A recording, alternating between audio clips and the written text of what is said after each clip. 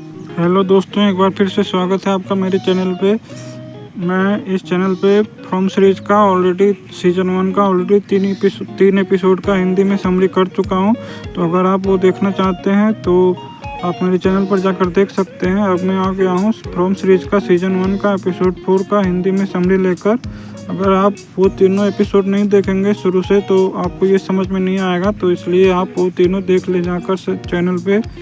तो चलिए अब मैं शुरू करता हूँ फ्रॉम सीरीज का एपिसोड सीज़न 1 का एपिसोड 4 का, जिसका टाइटल है अ रॉक एंड अ फारवे।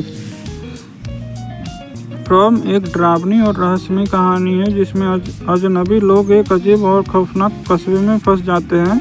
इस कस्बे से बाहर निकलने का कोई रास्ता नहीं है और रात के समय यहाँ भयानक राक्षस इंसानों का शिकार करते हैं।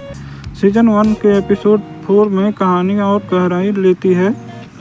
आइए देखते हैं कि क्या होता है सीज़न 1 के एपिसोड 4 में। एपिसोड का स्टार्टिंग आरंभ कुछ इस प्रकार होता है, पूरा तनाव और खोज भरा होता है। एपिसोड की शुरुआत कस्बे में मौजूद लोगों के बढ़ते तनाव से होती है, जिसमें एथन मैथ्यूज के परिवार का छोटा सा बेटा उसका अभी भी इस रहस्यमय कस्बे की अजीब बातों को समझने की कोशिश कर रहा है जी। उसके बाद उनकी बेटी जूलिया अपने माता पिता से अलग होकर नए दोस्तों के साथ अधिक समय बिता रही है। कस्बे के लोग आपसी बातचीत में इस जगह से बाहर निकलने के रास्ते तलाश रहे हैं, लेकिन हर कोशिश नाकाम हो रही है। फिर जिम और टैबी का संघर्ष दिखाता है जिसमें जिम और टैबी मैथ्यूज परिवार का है, जो मेन है मेल फीमेल मैथ्यूज परिवार का।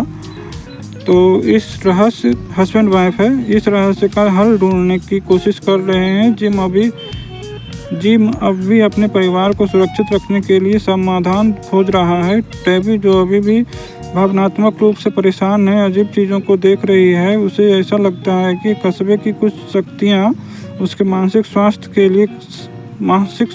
के साथ खेल रही है। फिर बॉयड और सारा की बातचीत को दिखाता है। इसमें कस्बे के नेता बॉयड जो व्यवस्था बनाए रखने की कोशिश कर रहे हैं। बॉयड का सामना सारा से होता है। सारा को अजीब आवाज़ें सुनाई देती हैं जो उसे डरावने काम करने के लिए मजबूर करती हैं। सारा इन आवाज़ों का पीछा करते हुए कुछ खतरनाक संकेतों तक पहुंचती है। यह दर्शकों को पहली बार यह महसूस होता है कि सारा शायद इन राक्षसों और इस कस्बे के बीच किसी तरह का कनेक्शन रखती है। फिर राक्षसों का खतरा बढ़ता हुआ दिखाई देता है। इसमें रात के समय कस्बे और राक्षसों का खतरा बढ़ जाता है। कस्बे के लोग अपने घरों और शरण स्थलों में बंद हो जाते हैं, क्योंकि रात के समय वो राक्षस बाहर निकलते हैं। दिन में कोई नहीं निकलता। दिन में वो जाकर सुरंग में, गांव के नीचे ही सुरंग है, उसमें जाकर वो सो जाते हैं और रात होते ही वो बाहर आ जाते हैं। इस दौरान केनी और उसकी माँ के बीच एक भावुक बातचीत होती है। केनी अपनी माँ को समझाता है कि इस कस्बे में रहकर जीने का एक ही तरीका है, नियमों का पालन करना। राक्षस एक घर की खिड़की पर दस्तक देते हैं। यह सीन दर्शकों को खौफनाक तनाव से भर देता है। फिर सारा का एकदम खतरनाक कदम होता है कि वो मैथ्यूज परिवार का जो छोटा सा बेटा है उसको मारने का उसे ऑर्डर मिलता है उन राक्षसों के द्वारा, क्योंकि वो उनसे बात करती है। सारा जो मानसिक रूप से परेशान है, उन आवाज़ों के कहने पर एक युवक को कस्बे के बीच में बुलाती है। यह युवक आवाज़ों पर विश्वास करके सारा की मदद करता है। वो युवक और कोई नहीं, उसका भाई था। लेकिन अचानक राक्षस उस युवक पर हमला कर देते हैं। यह सीन बेहद खौफनाक है और दर्शकों को यह समझ आता है कि सारा के अंदर छिपा रहस्य कस्बे के लिए घातक हो सकता है। फिर एपिसोड के अंत में नए रहस्य का खुलासा होता है। एपिसोड के अंत में टैबी को अपने घर के बेसमेंट में कुछ अजीब चीज़ें मिलती हैं।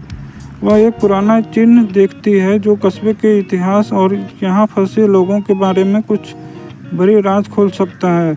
इस दौरान बैकग्राउंड में डरावनी आवाज़ें सुनाई देती है और दर्शकों को बेचैन कर देती हैं। इस एपिसोड में मुख्य घटनाओं के बारे में आपको मैं बताता हूँ जो सस्पेंस क्रिएट करते हैं। इसमें सारा और उसकी आवाज़ें, जैसे क्या सारा राक्षसों के साथ मिली हुई है या वह भी पीड़ित है। बेसमेंट का रहस्य क्या है? टेबी ने जो चिन्ह देखा उसके कस्बे से क्या संबंध है? राक्षसों का बढ़ता खतरा, ये राक्षस कहाँ से आते हैं और क्या उन्हें रोका जा सकता है? ये सारे सवाल इस एपिसोड में सस्पेंस बनकर रह गए हैं। आगे आने वाले एपिसोड में आपको पता चलेगा। यह एपिसोड भरोसे और डर के इर्द गिर्द घूमता है।